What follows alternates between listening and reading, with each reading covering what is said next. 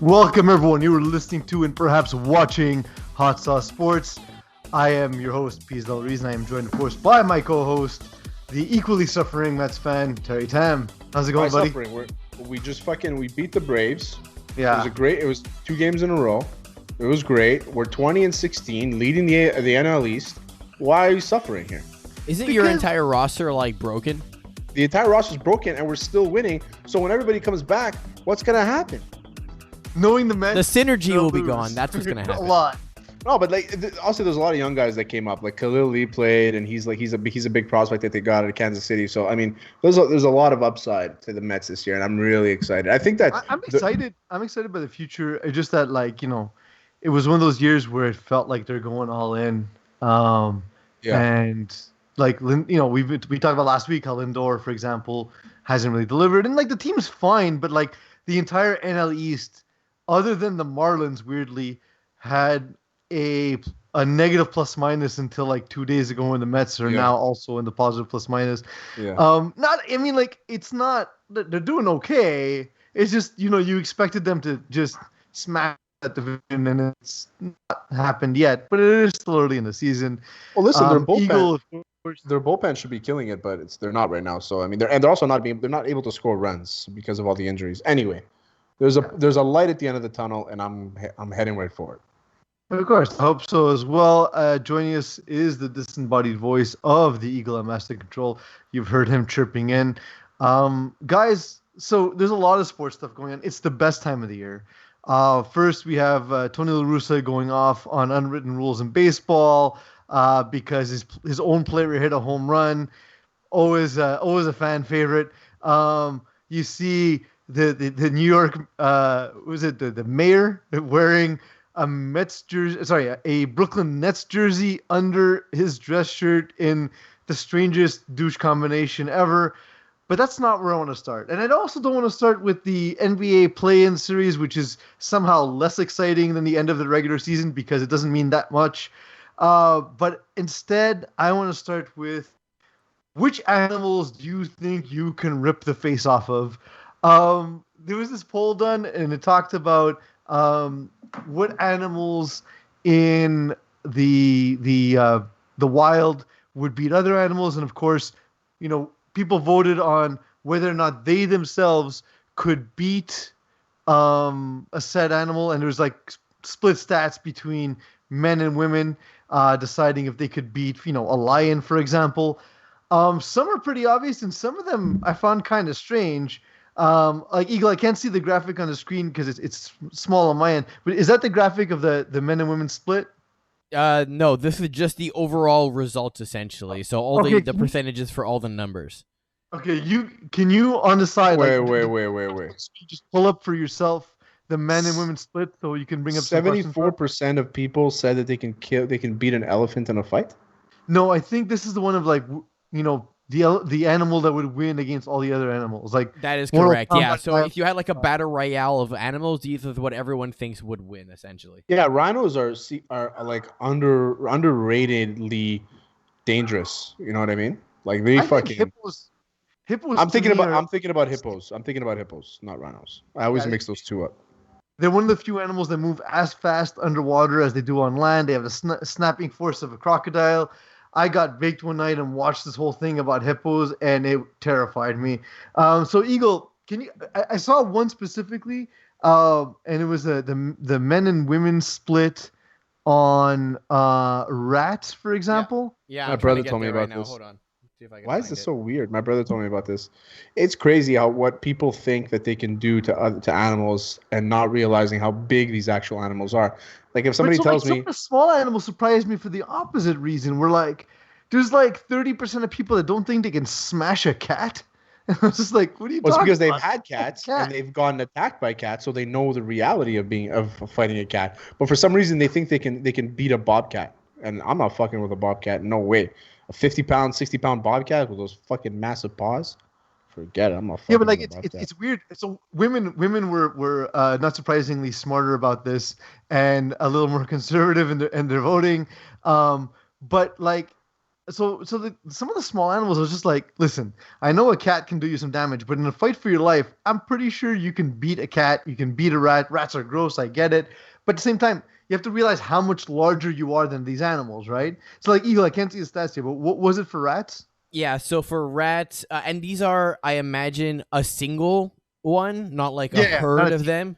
Yeah, so 68, is it percentage? I think it's percentage. Yeah, it's percentage. Of women said they could beat a rat. 76% of men said that. 64% of women said for a house cat. 74 for men. 51 for women on geese or a goose. 71 for men. Yeah, come on, a goose? Yeah. Seriously, like, Yeah. What's the scary part about the beak? Yeah, I know their tongues have teeth, by the way, which is kind of fucked. But in general, again, like I'm not saying they won't cause you any harm, like it'll hurt. But I mean, just grab it by the neck. Kick a goose is going down. If I just grab it by the neck. A goose attacked me once on the golf course because they're everywhere, right? And they're dicks. It attacked me, and it charged at me, kind of thing, and I shat my pants for a second. Well, yeah, like again, they're pretty large, right? So like there is that initial panic, but again, like if it's in the octagon and you're matched up against the goose in a fight for your life, you're having goose for dinner. Like that's your whole family's getting fed. Yeah, like those bottom three there, rat, house cat, and goose. I have no problems with any of those. When you get to dogs, now you're like, yeah, there's injuries, there's potential life-threatening injuries in the line, but for the other three, I mean, no, there's no question you're gonna win. So I have a couple of questions because Terry is our resident fighting expert. Terry, you do Brazilian Jiu-Jitsu, right? That's your thing? Yes, I do. I do awesome. it. So I do it proudly. Let's say you had to train. You have a big pay-per-view coming up. Dana White's gonna underpay you, and you're fighting against an alligator. You got to prepare. What are you preparing for? How do you take him down? I just stand. I don't want to take him down. His only so advantage. Can't go down the alligator. No. His only advantage is the ground. Okay. You know what I mean? So why would I go to his area? I would practice like rib kicks. Like I would just like line up soccer kicks from the side and just start kicking him. That's what I would do. How terrifying would it be, by the way, you're lining up for a kick and you just see that big fucker snap at you? Oh my god! Jesus Christ! I get anxiety watching some of these. I get anxiety watching some of these Instagram videos, let alone fucking an actual alligator. You know what I mean? It's pretty fucking intense. It's like I watch like Brutal Wild and Nature is Metal on Instagram, and these things fucking blow my mind. Which three animals are most likely to submit? If you're gonna get them in, like, which animals would you plan to put them in like a sleeper hold? Oh, that's a good question. Or like an armbar. I say like any kind of cat in a sleeper hold, because it kind of looks like a devastating cuddle. No, yeah, any kind of cat, like a lynx or a bobcat, like I'd put them in like a rear naked choke. Yeah, I think so. And like fighting wise, I don't know, man. There's not many animals I think I can beat. Like I always think about if this animal attacks me, I'm just gonna grab it by the throat. But realistically, I grab him by the throat, and then his paws are all over me. He's scratching the shit at me, so I'm fucked either way. Yeah, I got the one I got to where I was like, maybe just because like the size disparity is chimpanzee, but like I still don't want to fight a chimp. Like if I had to, I have like a good 100 pounds on chimp. It's fine, but yeah. So I was gonna say, where is your survival odds severely compromised? Somewhere around chimpanzee, maybe. I mean, kangaroo. I feel like you can list off a kangaroo. List off the animals, and then me and Pease will say if we can win that fight or not. Yeah, let's do it. Let's do it. Rats. Good call, Terry. Yes. I'll smash a rat. I'll fucking smash a million rats like Charlie. House cat. Yes. Murdered. Put him in a sleeper hold. Cuddle up real quick. I'd take its head and just snap it off. A goose. Which one? Goose? Oh, same thing. We're having geese for dinner, baby. Geese for dinner. Medium-sized dog. Yeah, 100%. Like I'm looking at Jack Russell. Maybe like a bichon frisé. Yeah, I'm killing one of them. I'm going to get bit a couple times, but again, the size disparity makes it so hard for the dog, right? Yeah. Eagle. See, eagles scare me because those fucking talons are long as your fingers. Yeah, so if they get they'll in scratch you, they'll fuck you up. yeah, Yeah. not Yeah, but scratch, they'll that's it. penetrate you. But here's the thing. I agree with you again. It's going to cause a lot of damage. But fight to the death, I don't think an eagle is killing me. But they're relentless, man. And they're taught to kill. So I think eagle is like, I don't know. I'm pretty scared of eagle. Not you, All right. eagle, but eagles. Large dog. Yes, I can kill a large dog unless it's like a pit bull that has been beaten a few times. No, there's no way. Again, they're going to do a lot of damage, but I think again, fight to the death. It's going to suck, but I think I beat large dog. The thing about dogs is that if you stretch out their arm, their front paws, their heart comes out of their chest. So you just do that. Plus, they don't have a lot Cobra. of mobility there. It's like a Tyrannosaurus Rex trying to do push-ups. Yeah, that's true. Cobra, King no. cobra. I'll lose. No, to 0%. Cobra. Too fast. I Way don't too want any fast. part of that. Yeah. Chimpanzee. I will kill a chimpanzee. How big are we talking here? Like a full-grown chimp? Yeah, but like not like gorilla, like chimpanzee. Yeah, they max out at like 90 pounds, no? But they have they can crush your skull with their hands. Like they can squeeze and crush your skull. So if all they need is that, I'm saying no to a chimp. And use my size. I've also listened to way too much Joe Rogan to think I have any chance against any animal. So Kangaroo. So I'm not fighting a kangaroo. They'll See, kick you in the chest. it's not only that, is that they use their tail to balance. You have no angle at the tail. What are you going to do against a kangaroo? Yeah, you have no advantages. Well, there also is that video. There's tape on a kangaroo of the guy slapping the kangaroo that almost killed his dog. You see that one? Yes, yeah. So there's Wolf. tape on kangaroo weaknesses. Wolves, no. Well, I've done. When I was growing up, every school project I had to do was about a wolf, and I know that they would murder anybody in the world. Yeah, every time I had an art project that I didn't do, I just took from another kid, and he was always drawing wolves. So I figured, karma alone, I'm fucked. Yeah, exactly. Crocodile. Dead. Instant no. dead. I have no chance. Crocodile or alligator gator roll me in the water. There's no way. No way. Yeah, like if I'm hitting a golf ball within 100 yards of a croc or an alligator, I'm just going home. Keep the ball. Yeah. Gorilla. No, Dead. no way. No chance. No way. Elephant. What did people say about gorilla eggs? 8 women, 9 men think they would beat them. A gorilla. Liars. All 17 of those people need to be castrated. Yeah. Elephant. No chance. The thing about elephant is like You're unarmed, remember. the thing about elephant is like I can run around an elephant. You say that. They fucking run, man. No, but like so run around him. So wait, you're thinking it's like the walkers in Star Wars? You're gonna tie some ropes and shit around his feet, make him fall over? Because you run around him, then what are you going to do? No, that's what I'm saying is I can I can punch him in the ribs a few times, run, punch him again. I don't know. I think like you're very much they're too underestimating how an elephant can pivot and pick you up and kill you. slow. You know what?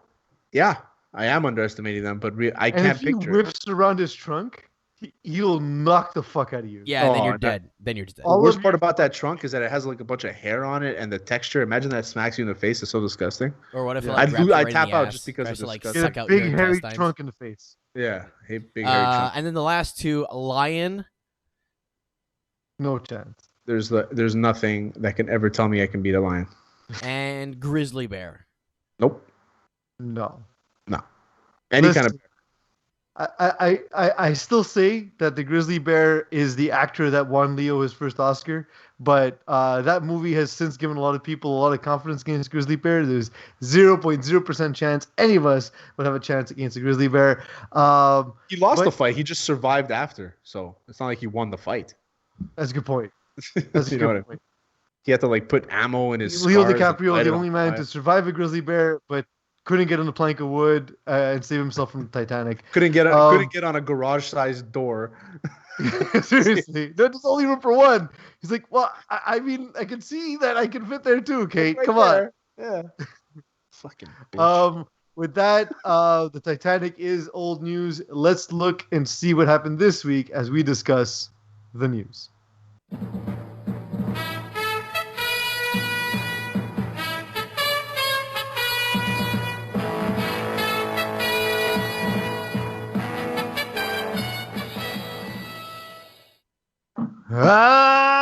Terry, it's the news.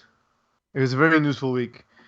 I wanted to start the show in a very specific place Do you? I know I'm a bigger hoops fan than you are. Do you remember Kwami Brown? Of course.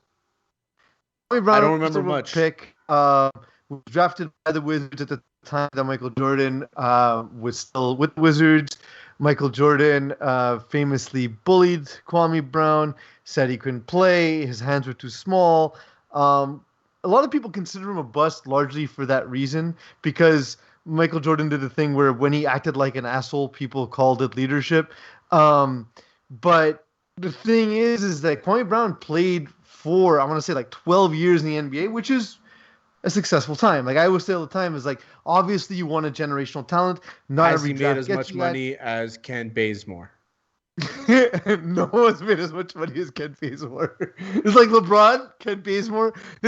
I tagged you, right? Like I looked up his career earnings. It was north of $75 million so far in his career. Who the fuck is Ken Bazemore, man? I never heard of him. He's a catch and shoot guy. He's all right.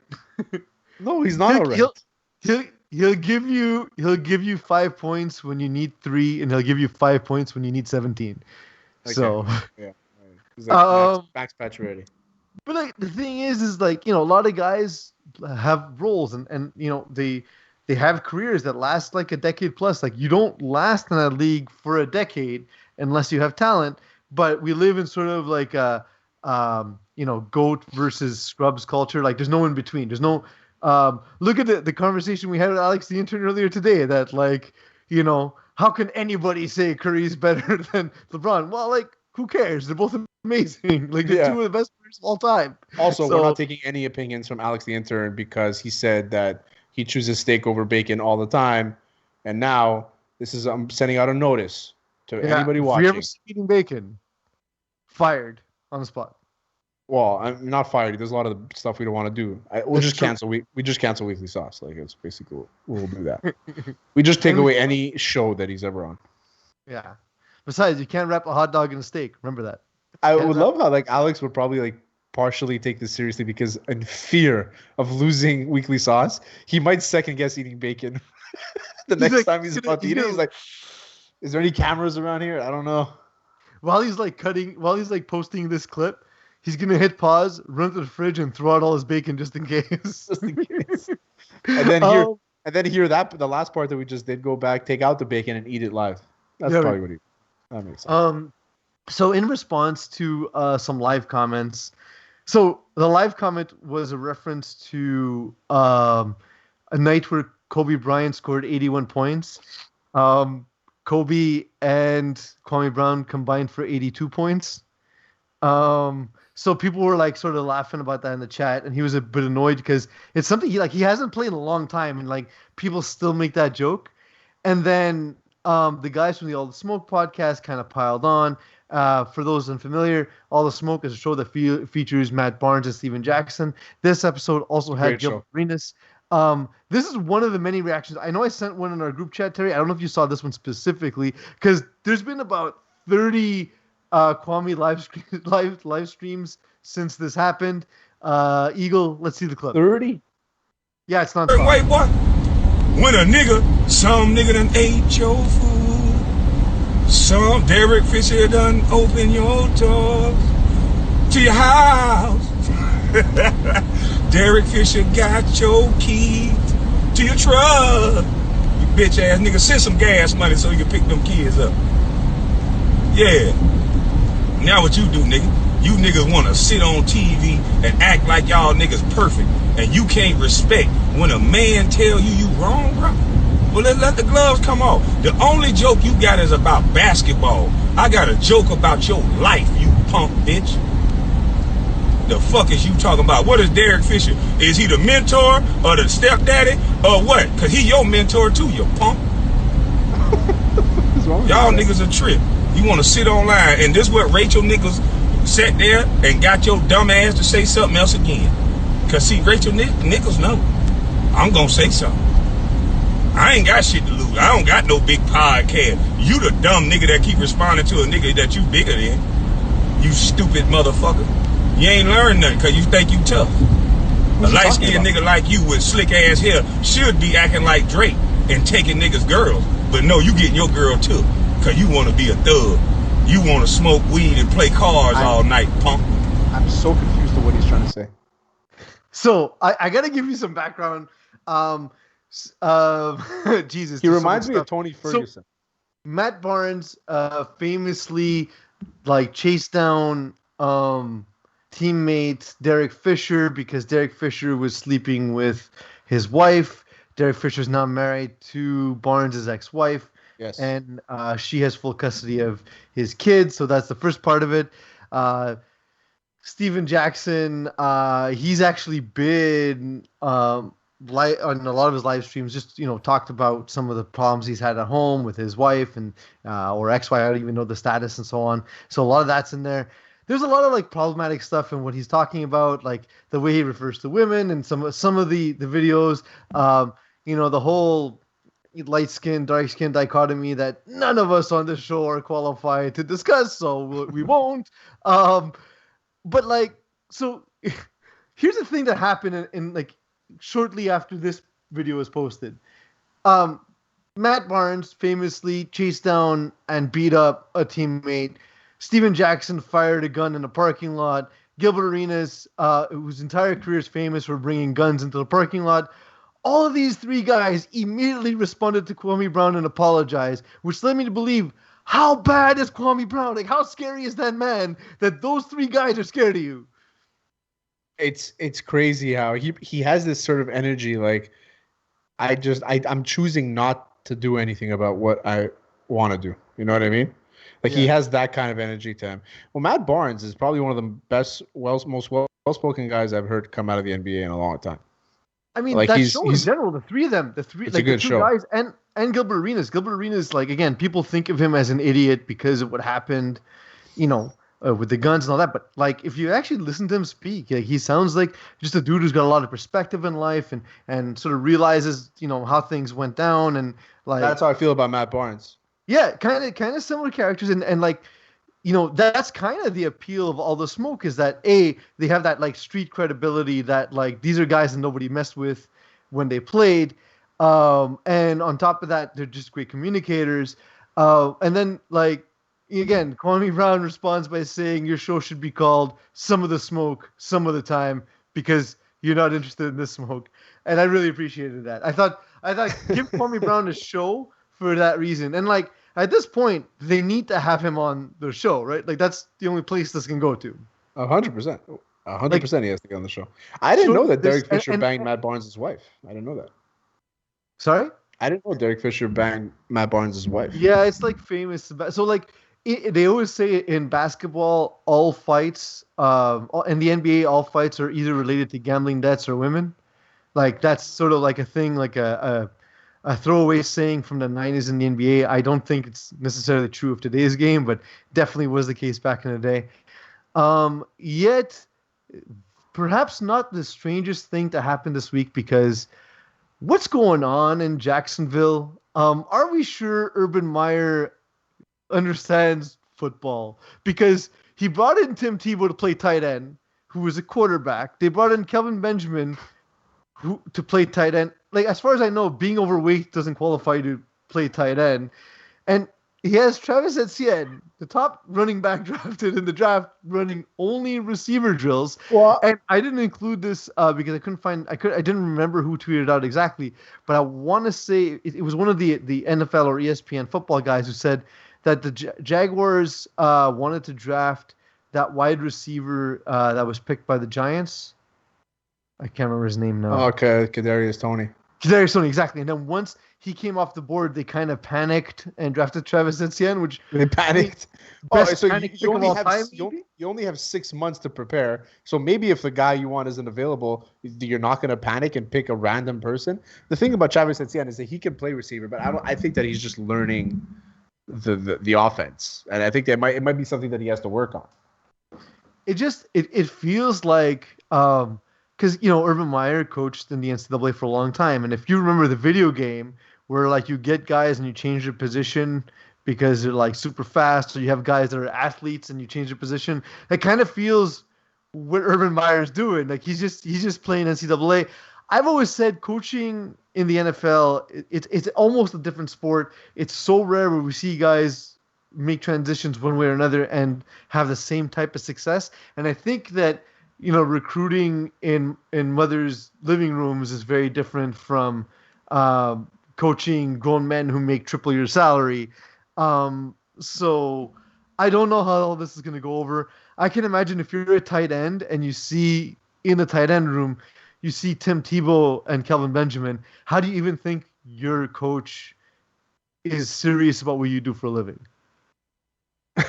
Right? Like, because he's just saying, Urban you Meyer's just catch the ball, but that's not the job. Urban Meyer signed like a 4-year deal. I think he's like, I'm going to work 4 years, make crazy amounts of money, then retire and be like, I tried the NFL. It's not for me. They're too close-minded. Urban Meyer is trying to. Urban Meyer is gonna go 0-16 this year because of all the weird roster changes he makes, and then he'll be like, "Well, don't I win the innovation award?" And they're gonna be like, "What is that?" He'd be like, "Don't you guys have an innovation award? Because if you don't, you should have one and just name it the Urban Meyer." The Urban Meyer Award. Yeah, the Urban Meyer Award, and just like it'll just be a dash like tight end to like with an arrow at the end. So be tight end to wide receiver, just the dash with an arrow. Yeah, that will be the logo. That's all it is. The entire trophy is just that. It's just a plaque with that transition. But so here's the thing: like the third and fourth tight ends on a team need to do some blocking, need to do some special teams. Otherwise, you're just absolutely wasting roster spots. Like, am I crazy thinking that? I think he's trying to go for like the worst team in the league last year. Yeah, I think he's trying to go for like a super high-flying offense because he has this quarterback that can do a lot, right? So I think that he's just trying to put a lot of pieces into place to see where his offense can on. I don't really mind any of the stuff that he's done. I really don't. I don't think that it's crazy. I mean, Tim Tebow is the one that throws me off a bit because it's like, okay, he's 35. Like, are you that attached to this player that you feel you can't win without him? You know what I mean? Because he was in Florida, you won with him. He's given him a couple of checks until he cuts him, right? Like that's got to be what it is. Just throw some cash his way, get his name in the press again, and cut him because, oh man, it's a shame it didn't work out. Because if he's actually friends with him, he's not going to succeed at the tight end position in the NFL after playing it for 6 minutes, right? Like, that's the height of the sport. You can't just start doing it out of nowhere. Although there have been other players that have played other positions and have ended up being tight ends, right? You think of some wide receivers, what's his name, who plays for the Raiders now? Darren Waller. Yes, exactly. Yeah, he was a receiver beforehand, and he converted over to tight end. You have a lot of running backs who have done that too. Spent 3 years becoming a tight end. I understand that. I'm not saying it happens overnight, but I'm saying there have been players that have transitioned. But Tebow is going to have to go through a 3-year transformation, in which case you're 38 and you should be cut. What was the name of the guy that for the Saints that wanted to be? He was listed he was listed as a tight end, but he was a receiver. Taysom Hill. No. He's listed as everything. Not Devery. Could it be Devery Henderson? Devery Henderson was a receiver. He was a receiver. No. Man, I'm drawing a blank here. But anyway, he was listed as a tight end, but he was a receiver. Maybe, Marcus Colston. I think it's Marcus Colston. Yeah. And did he go to Hofstra or Tulane? Hofstra. I don't know why I remember he went to Hofstra. Yeah, that's why I remember. Gambling's crazy, right? So he was listed as a tight end, and then when he went to arbitration, when they tagged him, he wanted to get wide receiver money, but he got tight end money because he was still listed as a tight end, but he never lined up as a tight end. But on the roster, he was a tight end. So like these guys, you can plug them anywhere. Nowadays, receivers are so big that they can play anywhere. Look at how many tight ends do we know play receivers? Receivers need to do some blocking and stuff, right? So like they have that skill set, and also but you're also blocking corners. It's not the same. It's not the same, but at the same time, as a quarterback, you've blocked nobody, and I understand Tim Tebow's big for like a normal dude, but like the size comparison of like Jimmy Graham, who was a basketball player, versus Tim Tebow is not the same, or Kelvin Benjamin even Marcus Colston. Like these guys were big guys. I think you're thinking about this completely wrong. I don't think that Tim Tebow will be lined up against anybody to block. I think that he's going to be protected. If he ever comes in the lineup, it's only going to be in situational things. I do not think that Tim Tebow is going to be putting his hand on anything. Can you imagine Urban Meyer building a system, though, that has all these like double tight end packages, kind of going back to the New England Patriots style, and like builds the entire offense around these schemes, gets into like week 1, gets destroyed, week 2 gets destroyed, week 3 and 4, and like you're a quarter way done the season, you're like, oh, this isn't working, and have to scrap the whole thing, start over essentially. That's what this is looking like. Yep. Eagle, what's his name? Who? The coach of the Jacksonville Jaguars? Oh, did I say Urban Meyer? Yeah. It's not John Mayer's brother, bro. It's Oscar Mayer Wiener. You gotta remember that. Urban Meyer. You're so, like, the thing that amazes me about Eagle, we talked about this off air, Eagle, you weren't there for this conversation, but we said, like, the harder things are, the more competent you are. When things are easy, you're dreadful. I used to joke. I used to do, like, I would get 100% on all my like calculus, like advanced mathematics exam. The only mistakes I would make was I get right to the end and it would be like 3 times 2, I'd put 5 or something stupid, you know? Yeah. It's one of those things. You thrive under chaos. That's what I said. 100%. Yeah. You're very good under just like pressure. Tim Tebow might.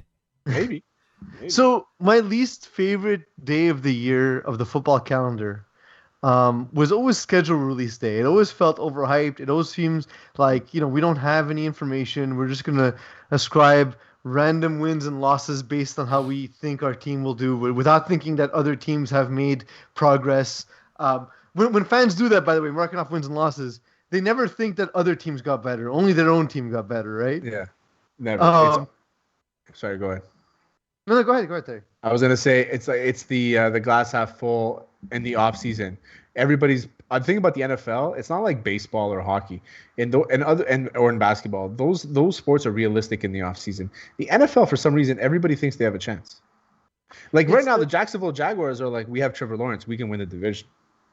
So the NFL, they always talk about parity, yet Brady has been in like 21% of all Super Bowls or something stupid. Like, so like I think there is parity within the divisions, because even if you look but like it's only small sample size, right? So like I understand that 6 and 10 and 10 and 6 feel the same, or like man, just a couple of bounces and both teams are 8 and 8, but they're like disaster. Like if you extrapolate that over like 80 games, it would be a massive difference. Absolutely, but it's fucking.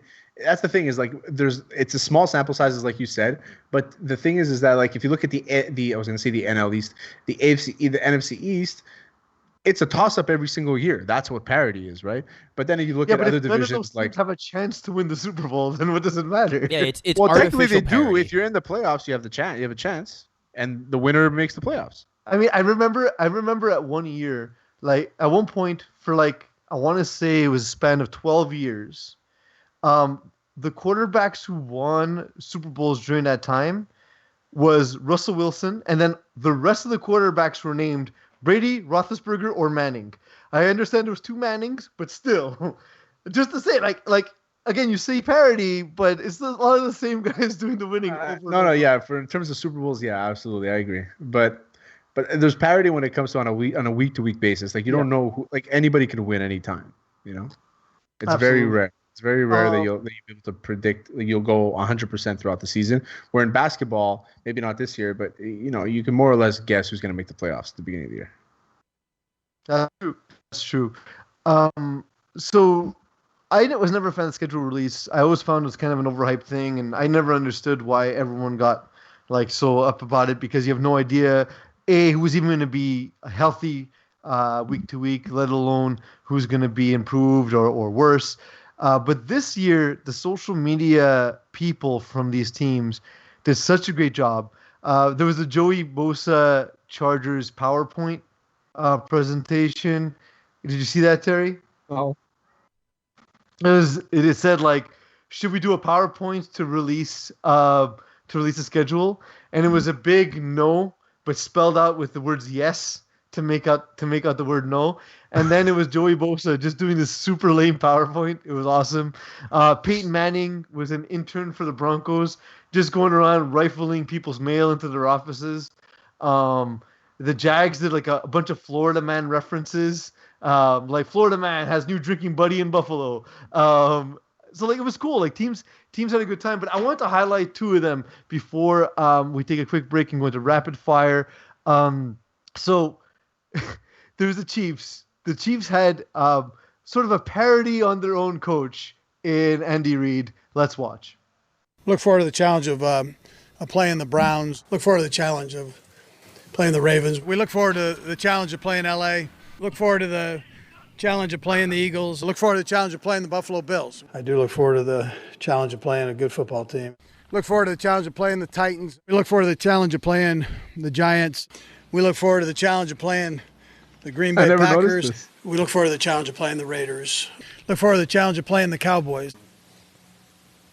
Look forward to the challenge of playing Denver. I look forward to the challenge of playing the Raiders. Look forward to the challenge of playing the Chargers. We look forward to the challenge of playing the Steelers. We look forward to the challenge of playing the Bengals. Look forward to the challenge of playing the Broncos. All right, well, that time's yours. Look forward to the challenge of... I love it. I had no idea that was the thing that he said. That's classic. I was not expecting the bye week and thought that one caught me off guard. That was a good one. The bye week was good. The bye week was great. It's just like, because, these coaches never say anything in press conferences. They get asked the same questions. They answer the same things on a weekly basis. Every week's the same. And then every once in a while, we all celebrate Dennis Green losing it on a reporter. So this is kind of, it was kind of fun. And I love that Andy Reid just seems like the kind of guy who sees this in his office and is like, motherfuckers got me. Like, he seems like he'd enjoy the joke, right? Yeah, for sure. Andy Reid's he's a class act, man. I was happy for Ovechkin when he won the Stanley Cup. I was happy for Andy Reid when he won a Super Bowl. Yeah, so you know what I mean? We keep ascribing greatness to individual people and ignoring that it's very complicated and very difficult to win a Super Bowl or World Series or NBA championship or whatever it is. But I was happy because you cannot tell me. I don't care what you think about Andy Reid. My eyes tell me that dude can coach. That dude can call plays. So yeah, for that reason, I agree with you, Terry. And I hate to highlight the Patriots for anything positive. I've had to too many times because they've been too great to deny. And here they did their schedule release in an ode to the shopping network. Continuing along on the Patriots Home Shopping Network, we have these beautiful 2021 schedule figurines. Let's hit the phones. Caller 1, go. I am so excited for my Week 4 Devin McCourty figurine. Yes. I cannot wait to see him with my own eyes. Yes. Next caller. Are these NFTs? Do you take Dogecoin? What does that mean? Next caller. Hey, Pat. I watch you every day. I'm so excited Yes. to get my Week 10 Cam doll in. Oh, you are so sweet. Yes, the Cam Week 10. There is also a rock and roll edition. It comes with a brown hat, and you get a little guitar. Oh. I need the Week 11 Atlanta Slater edition. Yes. Special price today only, $28.03. Nice. Yes. All right, next up, we have a caller from the car. Hi, Pat. I'm calling on my way to work, and I'm really interested in getting that Lawrence guy Week 13. It's all the same figurines they're over okay. and over again. Yeah. You won't want to miss what's next. We're selling jars of soil from the old Foxborough Stadium. I just had a crazy deja vu. That was so weird. As if I'd seen this before. Have you? No. Then it's very strange. That is absolutely bananas. So I have a theory about what happened with the Patriots is they go to Belichick and you're like, hey, how do you think we should release the schedule? And he's like, shopping network. And then like the 22-year-old social media intern's like, I don't know what the fuck that means. But like, he's like, how many young people know what a shopping network is? Yeah, it's like, imagine Facebook Marketplace was okay. Imagine that instead of streaming, you paid for TV, and they determined what was on different channels at different times, and you can only watch them at certain times. Now, imagine there was a channel that was Facebook Marketplace. Why are you making this so complicated? It's the infomercials, but actual shows. That's it. But dude, there's a whole generation of people who don't know what infomercials were. No, you're lying. They don't know people what the Ronco electric food dehydrator is? Yeah, there will be people who will live their whole lives and not know that if you order now, you get a free set of Jinsu knives. Jinsu knives. Made German steel. Absolutely. What was your favorite infomercial growing up? I was actually, you mentioned the food dehydrator. I was pretty down with the food dehydrator when I kind of knew it by heart because of how many times I'd seen it. Yeah, same I my brother and ShamWow. I was wowed by ShamWow. What was that oven that would dehydrator. cook and like not have the grease on it or whatever it was? Yeah, the Ronco electric food dehydrator. There we go. Yeah, that's the one. And also Ronco electric food dehydrator and the Miracle Blades with the fat chef with the mustache. Mm-hmm. He would cut cans open. He took Magic Bullet 2 is another one. Oh, the Magic Bullet. I actually own a Magic Bullet. Me too. I do too. Yeah. OxyClean, but anything that guy did, whatever his name was, the OxyClean guy, unbelievable. Now today, people don't realize, but Flex Seal is technically like an infomercial. The what? Flex Seal. I don't know. What you ever see Flex Seal? It's the guy. He's like a little chubby. He takes like a roll of tape and he puts it over like a broken pipe, and it seals it automatically. You can even feel like we have different algorithms. You can paint your boat. It's like this black thing, and it like seals. It's called Flex Seal. It's unbelievable. Apparently, gotta get some. Yeah, this shit. No, not that. That was it. Well, I mean, Terry, maybe Phil Swift. Right here.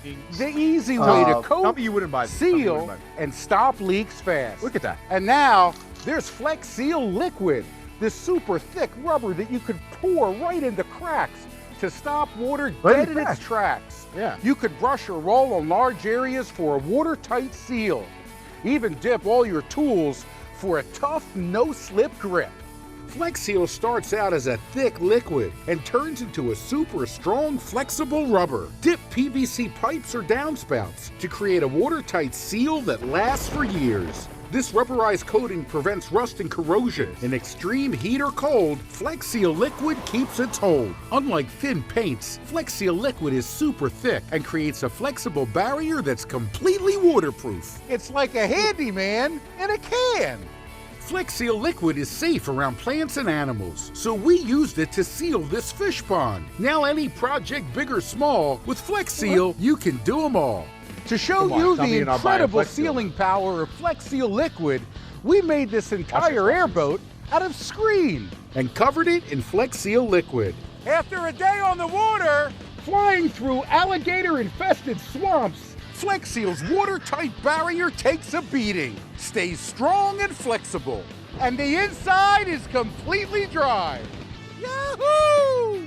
Brush, roll, dip, or pour. Imagine everything you could do with Flex Seal Liquid. You'll get a large can of Flex Seal Liquid for just $19.99. Terry, so if you needed some spare income to buy Flex Seal, how would you get that money? I would probably put $5 on $5 to $10, and I would pick 2, maybe 3 basketball players, and I would be able to select if they're going to get a point or an assist or a rebound or anything like that, or maybe a 3-pointer. You know, Steph Curry's been on fire, so I'd probably put $5 on Steph Curry. I would do that, and I would put that money and I'd wager it on the Hot Streak Fantasy app. So get the Hot Streak Fantasy app. It's probably the best fantasy in-play fantasy game you can ever play. You can get it on iPhone. I'm pretty sure you can get it on Android. Go to Hot Streak Fantasy. It's unreal. I've already made like up to $200 after a $50 deposit. And for our listeners and our viewers, I guess, and our fans, if you deposit $50, you get an additional $50 in the bonus money that you can spend as well. So it's free money. Might as well do it. Very excited. I'm going to be on it tonight. This is the big night, the big play-in game between the Warriors and Lakers. I was hyped maybe a month ago when this looked like it could be an option, and then I realized it's not a win or go home situation. It's just a reseeding thing. So to help keep me interested throughout the game, I'll be dropping bets on Hot Streak. Very excited about that. One last thing about the Flex Seal. That guy was one of the 8% of people who said he can beat an alligator. 100%. Because he's just rolling around on a screen. He's just going to use Flex Seal. Dangerous game. Just pour it right on the alligator, and then it turns into a piece of rubber. There you win. GG's. There you go. We actually won't take a break just because we don't have an interview, so we'll go straight into rapid fire. And Eagle, what time is it? This is where I would normally say, and we're back. So time for rapid fire. Eagle, very polish. Thank you. So let's go with the first topic here. We have, if I can count, 6 of them for today. The first one, the house always wins. A fan tweeted at Dame Lillard before the season, hoping that the Blazers would win more than 41 games, claiming that his house was on the line. After the Blazers won their 42nd game on the last night of the season, the fan revealed his ticket to show that he had won $200. Ah. So either that mortgage is real cheap or someone's a liar. Someone's a liar. Someone lies a bit. I mean, everybody, this guy, everybody lies about how much money they make gambling because they never say how many losses you have. Every time somebody asks me, it's like, yeah, I made like $500 tonight, but you don't know that I've lost like $300 also. Yeah. See, You but know like what I that's mean? the thing. It's like making $100 but losing $5 is just losing $400. Exactly. Right? Exactly. No, I like that. I like the bold-faced lie. And like, just to be clear, like when he tweeted at Dame actually answered, "Don't worry about this," or something that like he says, "Don't even think about it," something like that. Get to the last game of the night. It's a easy win. He puts up 31 points, and then he goes out of his way to tweet the fans saying, "Show your ticket." and then the fan reveals it was just $200. I would just act like I didn't see it. I would get Duke the Graphite to just modify my ticket to make it look like I just won $160K. I love it. I would just reply back, new tweet, who's this, or something. Yeah. Sorry, man. I took over this account. Next topic, face off. I will warn our viewers on YouTube, this may be a little bit nasty, so if you want to skip this part, take 90 seconds from now and jump forward. The Mets' Kevin Pillar took a fastball to the face, calculated at 94 miles an hour. Again, viewer discretion advised. Oh, and he hit him in the helmet. Oh, my. It was good that it hit his nose and his eye. It's coming out of the nose of Kevin Pillar, who was struck flush by that pitch. I saw live too. Man, the first thing I thought of when I saw Kevin Pillar, the concern for Pillar, when I saw him get up and run on the face of to the Jacob dugout, Webb, is that wow, he was able to do that. And I've seen hundreds of soccer players get hit by the ball in the face and then put their hands on the only part that's protected, which is their shin, and roll around the ground for 10 minutes, acting like they're injured. I've seen this is similar the post-cleaned version, essentially. Like that's a face. Good boy. Tough. I've seen soccer players knocked over by the wind and have similar reactions. Terry, have you ever noticed that they always reach for their shin every time they're injured, but it's the only place that's protected on their body. They have shin pads. Grab your dick. You're gonna get an automatic call. If I'm the ref, I see you holding your dick. I'm giving somebody a yellow because you can't hit somebody there. One time, Rivaldo got hit in the head with the ball and he dropped and started holding his ankle. So when I saw, I watched this game live and I thought of two things. I have a friend of mine who actually pitched, college level baseball. He once told me he never hit a pitch. He never hit a batter he wasn't trying to hit, and that when it's impossible for guys to lose control. But man, when you see that pitcher, he looks like he felt really bad about hitting Kevin Pillar. The next thing is, I remember getting to a batting cage when I played baseball, and the first time I had a ball coming at I think it was a max of 80 miles an hour in that cage, and I've never been so terrified in my life. I can't imagine how these guys stand in the box with a ball coming 94 miles an hour. Like that's 34 miles an hour faster than the speed limit on a U.S. freeway. And then I noticed, and then I see Pete Alonso walk up, and he has the extended elbow pad. He's got the helmet that comes across his face. So all he has is like a V just for his eye, so his eye can see the ball. Yeah. He's got gloves on, he's protected. And then I see that, and then I see what happens to Kevin Pillar, and I'm like, listen, if you're an old school guy, you don't want to protect yourself, that's fine. I mean, it's part of the game. There's so many. We talked about unwritten rules in golf. There's so many weird unwritten rules in baseball, and there's this weird way that you have to carry yourself in baseball. But I see guys that go they get every accessory. They'll get the thing on their hand, so on the bat, so they don't wear out the inside of their hand. I've seen hundreds of things. Kevin Pillar is such an old school guy, and he just gets cracked in the face. He's a tough guy. He'll be back for sure, but it's tough to see, man. Tough to see. I agreed. All right, next. Isle of Man Campbell. Detroit Lions head coach Dan Campbell tells the Pardon My Take boys what he was willing to give to win a Super Bowl. Here are some of the thoughts of the coach's philosophy. To do just in general, and I've talked to Sheila about this. I don't think we're going to be able to do it, but I would love to literally just have a pet lion. Yes. just a legit pet lion on a chain, a big ass chain, and he really is my pet. We just walk around the building. We go out to practice. We're in 7-on-7. We're behind the kicker when he's kicking. We're just there. We are on the sidelines. Yeah, yeah. You should. You know what you should do is you should get 2 of them and put them on each sideline and just teach the guys not to go out of bounds. Don't avoid contact.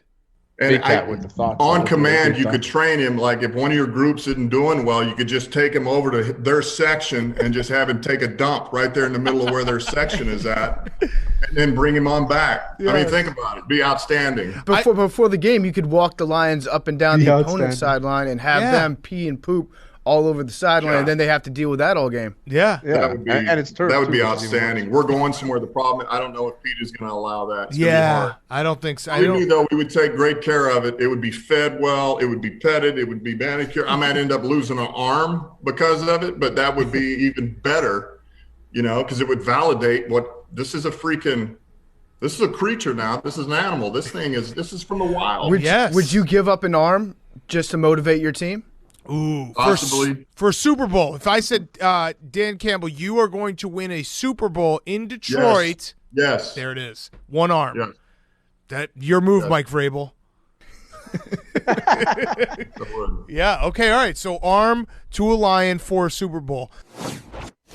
I love it, man. I love it, and there's nobody better than for Dan Campbell to go on part of my take because they love this shit. They eat up like dumb coaches and dumb athletes. They make them their own, you know what I mean? And it fits in perfectly. And Dan Campbell, man, you know what? He scored points with me. I thought he was a nutcase, but I think he's in on it. I think he's in on it. I think he's in on it too. It's kind of like for a while I felt bad because I felt as though watching Nicolas Cage movies, I was laughing at mental illness. But now I realize Nick Cage is in on the joke and it's awesome. So I feel comfortable laughing at Nicolas Cage movies. I'm excited about the season because I get to hear a bunch of quotes by Nick Sirianni trying to explain very simple ideas while confusing himself, and hearing Dan Campbell just talk about the manliest shit in the world. And like to your point, Terry, trying to clean off lion shit off of turf. I do not want to be the guy with that job. Nope. That seems very difficult. Hard to do. All right, next, up and away. Tom Wilson has gotten himself into a lot of trouble over the past few days, weeks, months, seasons, years. But every time he lays out a hit like this, all is forgiven. Oshie come together. Corrali couldn't find it. Kept it at the line and a big hit. Oshie come together. Corali couldn't find it. Oh my God. Last time, because it's such a nice hit. Oh God, so good. I don't even care that you're play. This is the best hit I've ever seen. It's how I think it's Corali. It's how Corali is kind of like lifted in the air and he just kind of like slowly sails over the boards. This is the Tom Wilson that I love. This is why he's my favorite player in the league. Things like that. Yeah, like when he's not doing stupid shit, he's actually entertaining to watch for reasons like this. I saw this, Terry, and I thought of NHL 96. I think that was the first game where you can hit guys over the boards. 94. No, 94 was the bloody face. That was the bloody face. Oh, yeah, you're right. I think you're first year, you can hit guys over the boards. And I remembered, it was like back then, like, you couldn't do seasons. There was no franchise mode. There was no, like, my career mode. There was no ultimate team. Like, you would just play, pick a team, play a random game. There's always been seasons. I don't believe there were seasons as early as 96. 100% but one thing, there was. When I started playing that game, at one point you get fed up of doing the same thing over and over. So I would make it like a mini game to see how many guys I could knock into the benches. And that's what Tom Wilson seems to be doing in the actual NHL. Too bad Johnny Factually isn't here right now because I'm curious. Because I remember we used to do offline seasons, but now I'm thinking, did we actually have seasons on the game in like 96? No, if you were like me, I used to have a notepad. Yeah, and, like, exactly. We'd have like 4 teams, and like we'd all get together at someone's house and like write out all the scores and keep the stats. And like again, we didn't even have it on spreadsheets. It was literally like notebooks and notebooks and notebooks. It's the best. And like one of us would lose notebook and we'd flip out.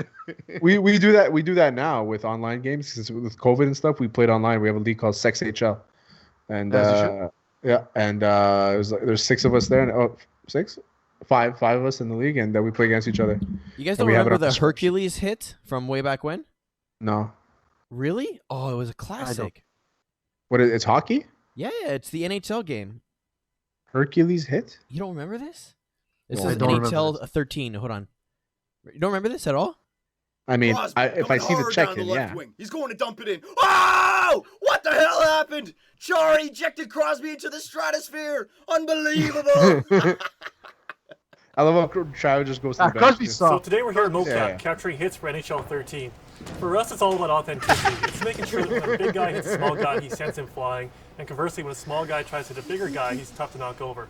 The great thing about real-time physics, it's all about taking what would happen in the real world and bringing it onto our ice surface to make the most authentic hockey experience possible. EA Sports, Classic. it's in the game.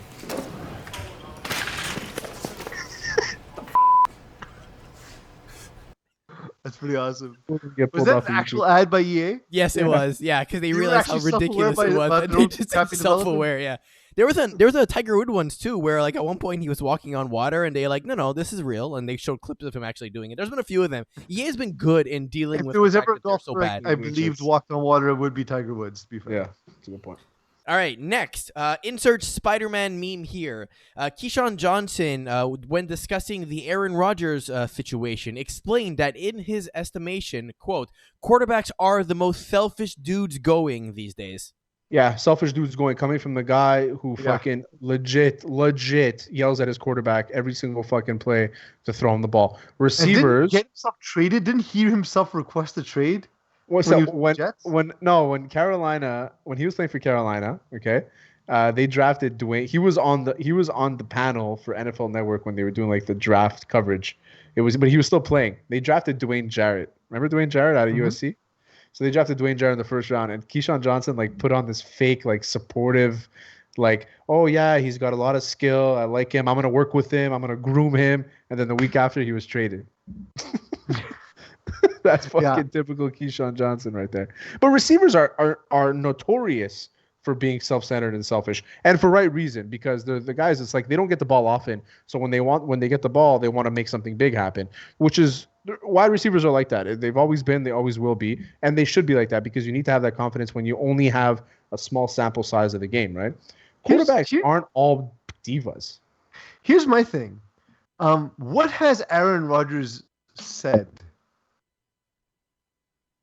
publicly? Like, what has he said to, I don't know, anything that's not an anonymous source? He has said that he is upset that this all went public. That's all he has said. So Keyshawn Johnson is just upset that he's not in the league anymore because he still wants to be. I mean, Keyshawn Johnson was good for the Cowboys. He was great for the Cowboys. For a short period of time in his career, he was very good. And then he was good on the Jets. He was good on the Cowboys, and then that was it. He played for like 3 other teams after. Yeah, the skills faded quickly, unfortunately. I don't know. I found it funny. I found it funny that like he of all people, it's like Deion Sanders saying that someone else is flashy. Like, seriously, you're the guy saying it. Out of all people.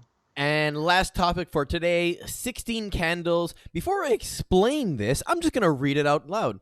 Man is suing Gwyneth Paltrow's company Goop because his vagina-scented candle exploded after 3 hours of burning. That's some great endurance. 3 hours? That's impressive. But why are you buying a vagina-scented candle? What, you don't have vagina-scented candles? Well, first of all, like... We're sex positive on the show, Terry. Come on. We are, but like... It's like the next step in buying a woman's bathwater. You buy a candle that smells of her vagina. There's plenty of sites where he can buy somebody's bathwater. Yes, but can you burn it? You can't burn it. Absolutely, you can't burn it. Imagine walking to this guy's apartment and it smells like legit pure vagina. It smells of Gwyneth Paltrow's vagina, not just anyone's vagina.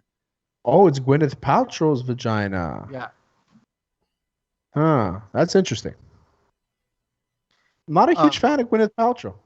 But are you a fan of her vagina? I mean, I've never seen it. Can't really say. I mean, you gotta respect her vagina's hustle because I feel as though Goop has had a better career than her acting career was. I don't think that it's her vagina. I think it's like just like one of those made in the lab kind of smells, you know? Like so synthetic vagina. If somebody asks you synthetic leather. Yeah, if somebody asks you what is included to make a vagina scented candle, what would you say? What ingredients would you add? Fish. Fish is the first thing I thought of. Really? Yeah, because after like like a day like today where it's like plus 30, even my junk smells like a little funky sometimes. Well, yeah, but your junk is one I would expect more so to smell like that. I'd go again. I'm gonna stay positive. I'm a positive guy. I'm gonna say lavender scented soap and Georgia peaches.